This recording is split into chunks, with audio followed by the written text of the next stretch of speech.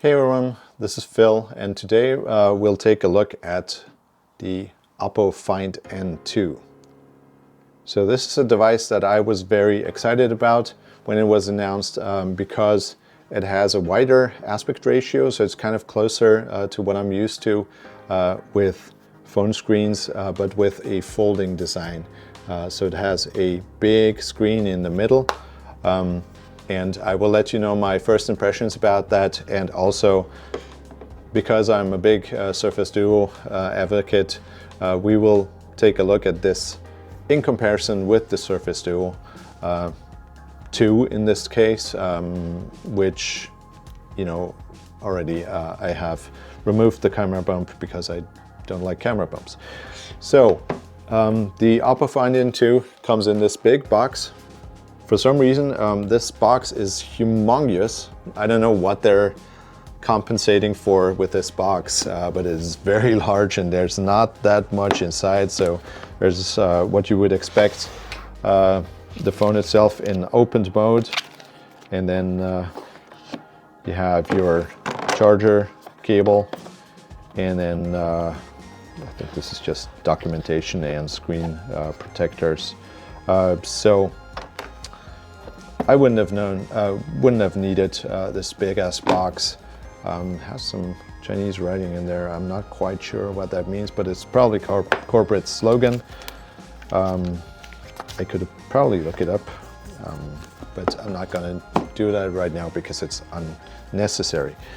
So once you open that up, you get the phone, which I got this kind of greenish, bluish color, I guess, which looks fine. I would have preferred if it was black, but that wasn't available right now. And the black version also comes in a faux leather kind of finish, which I'm not a huge fan of. As you can see, it has pretty standard phone dimensions, but what I want to point out is that this is a very small device. So this is very small compared to especially current flagship devices. If you put it next to my Nexus 5, which is already a very small device by current standards, you can see it's quite a chunk smaller, and it kind of reminds me in feel of devices that we used to have, like the iPhone 4 or the old Xperia compact. I had, I think, the 12C or something. And it's kind of more reminiscent of that kind of device. Yeah, and then once you fold it open, it goes like this, and it goes to the main, or I guess sub, whatever you want to look at it as, screen, which has a crease, but it is less pronounced than, for example, Samsung devices. And once you look at it from a frontal perspective, you do not notice it at all. What you do notice, however, is once you swipe across it, and this is my first folding device, so I'm not used to this, but it's very noticeable still once you swipe across it, and I'm not a fan of that. So it does have a very wide crease comparatively, which has a very smooth curve, and it's not that intrusive, I guess, once you're using it, but it does, you do notice it once you swipe across it. Then obviously you can multitask on this. If you, for example, open up Twitter, you have a little bar somewhere on the side that you can slide out. And as you saw right now, often you will mistakenly pull out the back gesture, which has this kind of teardrop animation to it. I don't need it, but I guess it looks fun in a way. And then you get this little bar, and you can launch a second app. It I guess it launches in this floating window first, but you can drag it to the side and it just goes into split screen, which gives you two pretty much standard shaped phone screens that you can use independently of each other, and then it even saves them as a pair in the recent apps menu, and you can launch it right back from this menu. What is kind of annoying about this approach is that if you can launch a different app from this little bar on the top, which you can also use to end split screen mode. If you click on it, you can launch a different app. It sends you to the home screen, which is the right approach in my eyes. And you can launch, for example, not Instagram, because it says it's not compatible with split screen. And this is the biggest limitation that I've found so far with this phone. Some apps just don't want to play with that split screen mode. For YouTube, for example, it works fine. But if you want to use Twitter and Instagram, which is not that weird a combination to me, it doesn't work. Which is very annoying because on the Surface Duo, as you are probably aware, if you're watching this, it works just fine. So for example, I have my Twitter, Instagram pairing saved even as my social group, and then you can just open another app on here, like YouTube, and it's just a lot more intuitive in the multitasking experience because, well, they're two separate screens. At least they're presenting as that. If you're aware, if you're familiar with the Surface Duo, you will know that system-wise, it's not actually splitting the screens in two. This is one screen, but it's doing in its programming some heavy lifting to make this feel like two completely separate phones at times that are obviously talking to each other quite nicely. So I do appreciate the multitasking approach on the Surface Duo quite a bit more.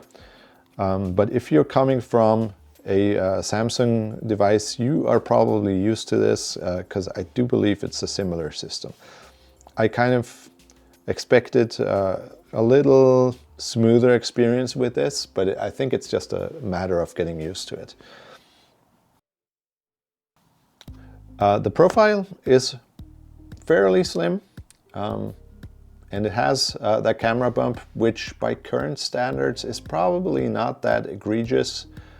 Unfortunately, with this one, because it has a curve, if you can see this, in the middle part, I won't be able to hack this off like I did with the Surface.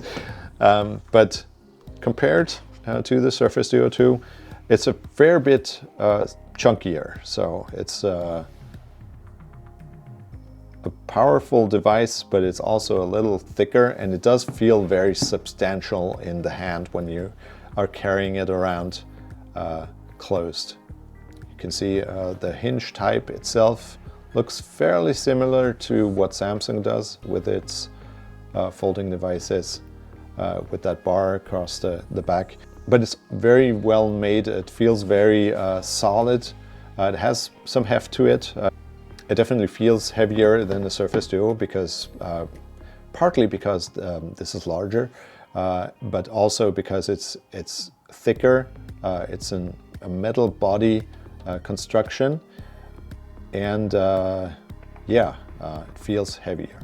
On the back you have the camera array, and you can see it has the zoom camera, which is sadly only 2 power, and it has a 32 MP Sony sensor, which most cameras have Sony sensors, but it has an ultra wide camera in there as well, which I like.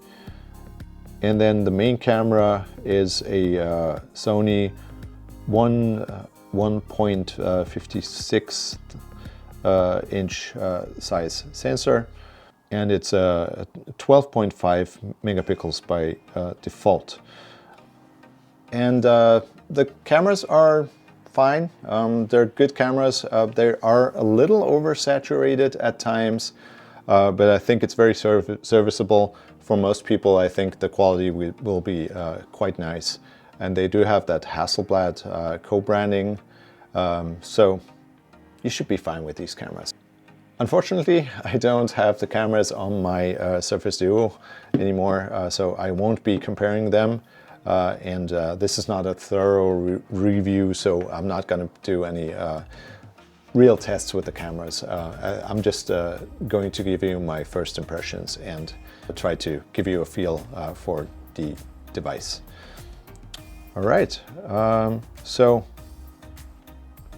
again, comparison with the Surface Duo.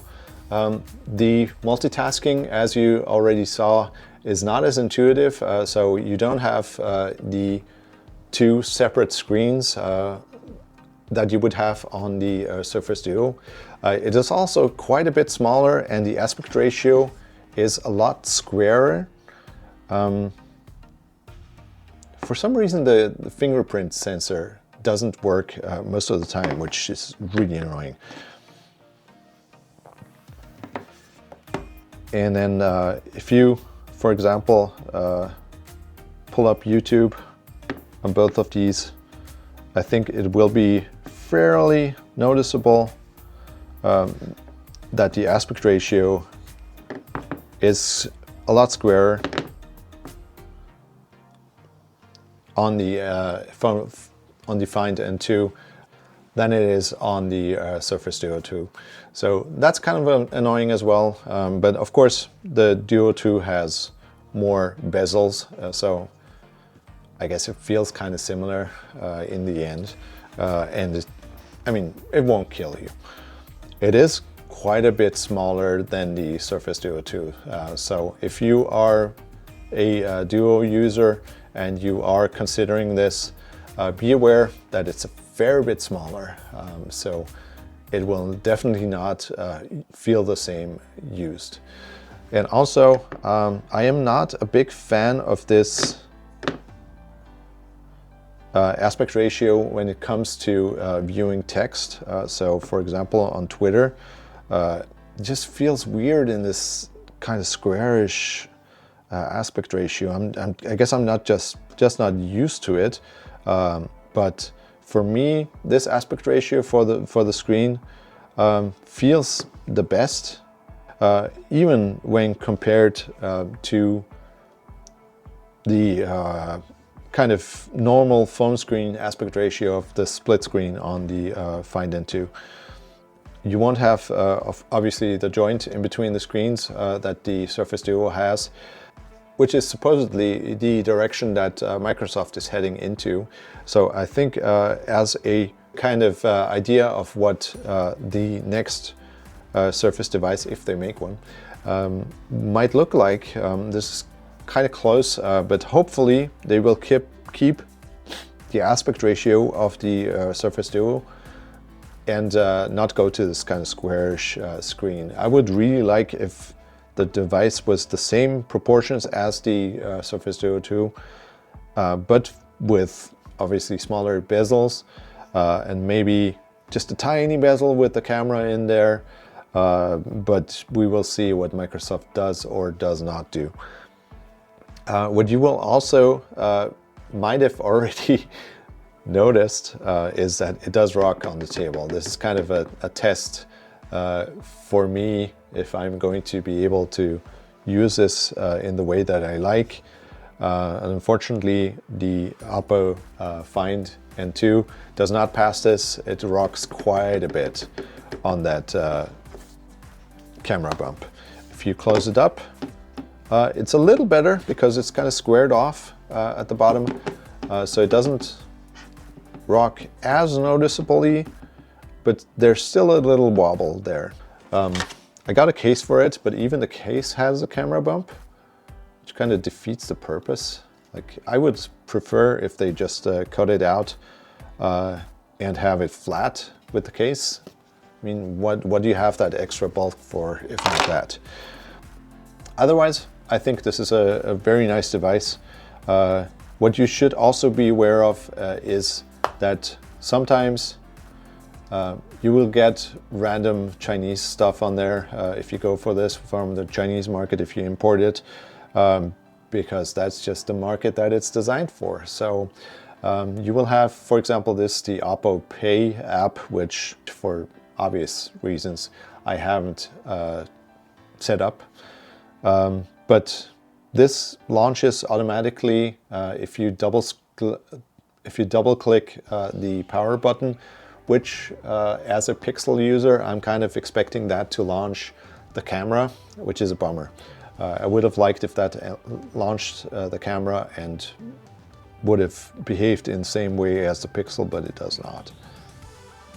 Oh, another thing is that this Hinge does not want to be at a in-between angle, which obviously if you're a Surface Duo user, you will use it in several positions. I often use mine like this because it's just easier to hold, kind of like a book. And then obviously you can fold it back. You can have it in laptop mode, tent mode, and all that.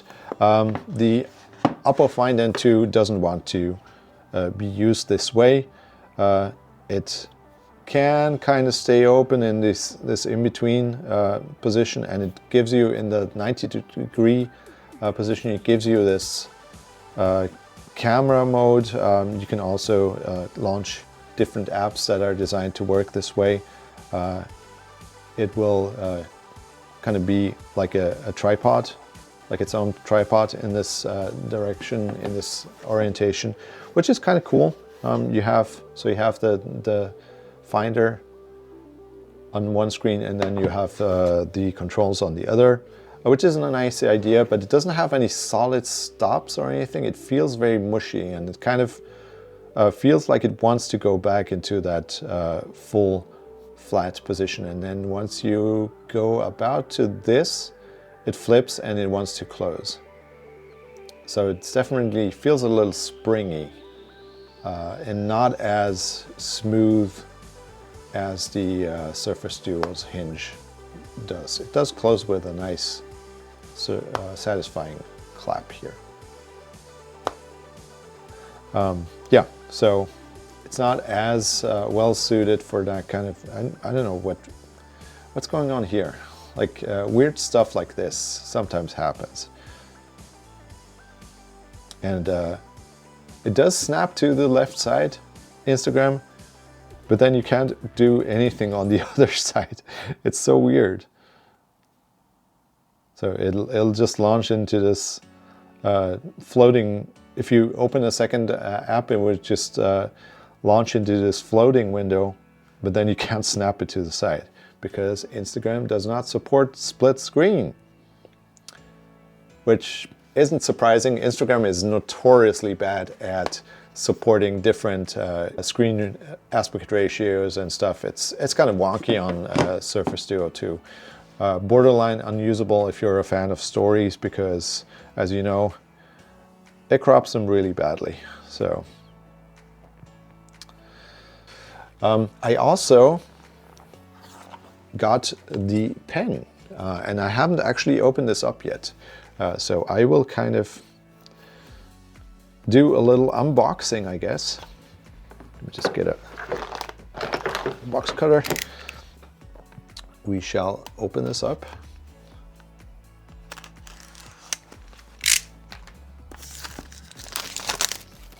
Yeah, let me just put this back in the drawer, because otherwise the kids will try to play with it. And then it's one of those friction boxes that do not want to come open. Whoop, damaged it. Okay. There we go. So this is the Oppo Pen. You can see it's kind of a round pen with one flat side. It feels reasonably well made. It's more metallic to the touch than the Surface Slim Pen is. which obviously is a plastic design, and I actually quite like this. It's very comfortable to write with, but it does have this flat design, so might be a little hard to get used to for some people. For me, it's very comfortable. So the Oppo Pen is kind of more like, it feels like a ballpoint pen that I guess would be pretty nice to use. And it does come with this charging cradle as well. So this again is a more rounded design, I guess, than the Surface one is, which is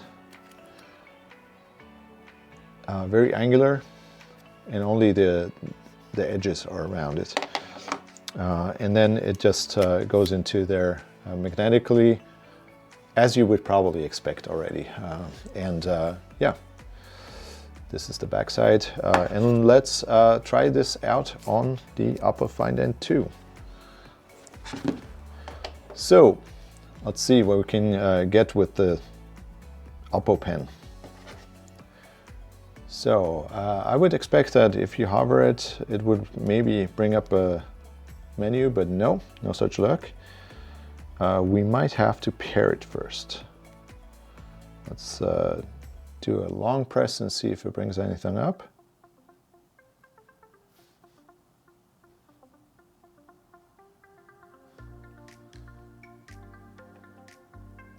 Oh, okay, Bluetooth is off.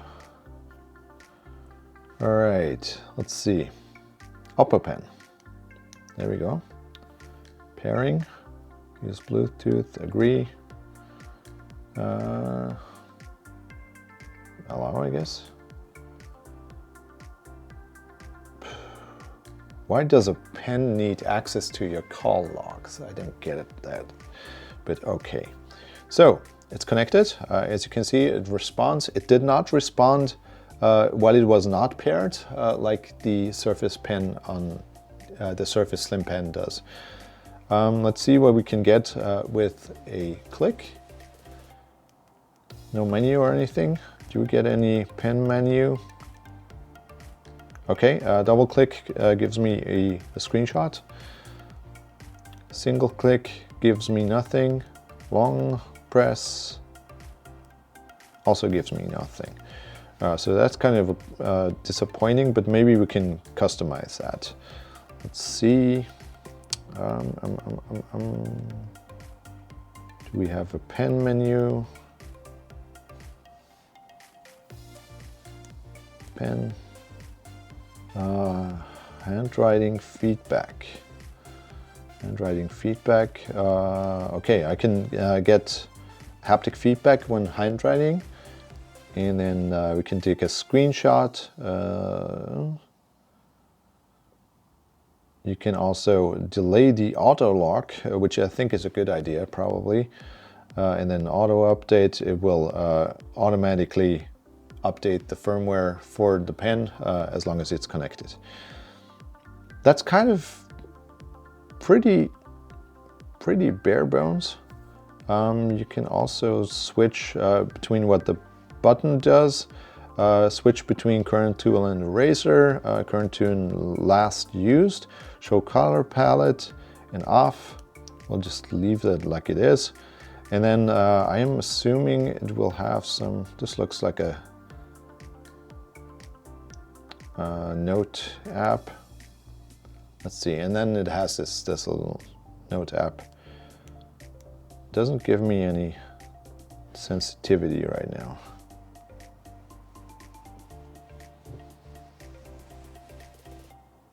Oh, it does have sensitivity, okay. I would definitely expect it to have sensitivity in this day and age. So no back eraser, as you can see. I kind of do this instinctively because the Surface does it, but this doesn't have one. It said switch between current tool and eraser. It does not do that. Okay, there, now we got it. So you can't hold and use a different tool, which is kind of a bummer too. So on the Surface Pen, Once you hold the button, you will switch to eraser, but it also has a back eraser. And also on the back button, if we press that, you will get a pen menu. If we click it twice, we'll get a screenshot, so that's the same. And then if we long press it, I don't think I have anything mapped to long press, but if you go to the search settings, we will go to connected devices, Surface Pen, and then you can see you can switch your writing hand. You can charge the pen via the charge cover if you have that charge cover, and then pen shortcuts. It's more customizable than the Oppo was, in that you have a single click pen menu, double click screenshot, press and hold, and you can map that to several different things. The pen menu, screenshot, create a page in OneNote, or open any of these apps. I usually don't use this, so I don't really need it. Yeah, so you have more actions on the Surface Slim Pen than you do on the Oppo Pen. In case you're wondering, it does not come with the Google Play services enabled, but it does have a fairly easy menu that you can search in the menu, and then it says Google settings, and you can just turn on the mobile services, and you get Google Play, and you can just use it as you would otherwise. So it's definitely meant for the Chinese market, but it does not prevent you from using it like a phone in the American or Western market. So that was a pleasant surprise how easy that was. I didn't have to sideload anything or similar shenanigans. I think that's about all I want to say about this Oppo device for the moment. I have not had it very long, so it's definitely first impressions video only, and I'm not sure if I will do a longer one because it wasn't exactly what I wanted from it. So it didn't have that aspect ratio as wide as I would have liked, and it also is much smaller than I would have preferred and much thicker than I would have preferred. So I think what I'm going to do is stick with my Surface Duo 2 and have my Pixel 5 in my other pocket, as I have been using since I had the Surface Duo. But I think what this gives you a really good first impression of is what the Google Pixel Fold, or what's it called again? Pixel Passport, Pixel Fold, might look like, because they're supposed to be pretty similar in dimensions. I would prefer if it was a little taller and a little wider, but we will see. It might be pretty similar to what Google is cooking. If this device had a Google operating system, it would behave like a Pixel device. For example, like I said, with the camera, then I think I would really like that. And I think it might just replace my Pixel 5 at some point. Yeah, so that's it for my little first impressions video of the Oppo Find N2. Hope you liked it. If you could drop me a comment, maybe there's something you would like to see from this device that I could do like a short on, for example, then just let me know in the comments and I will try to make that happen. So thank you for watching, and I hope to see you again.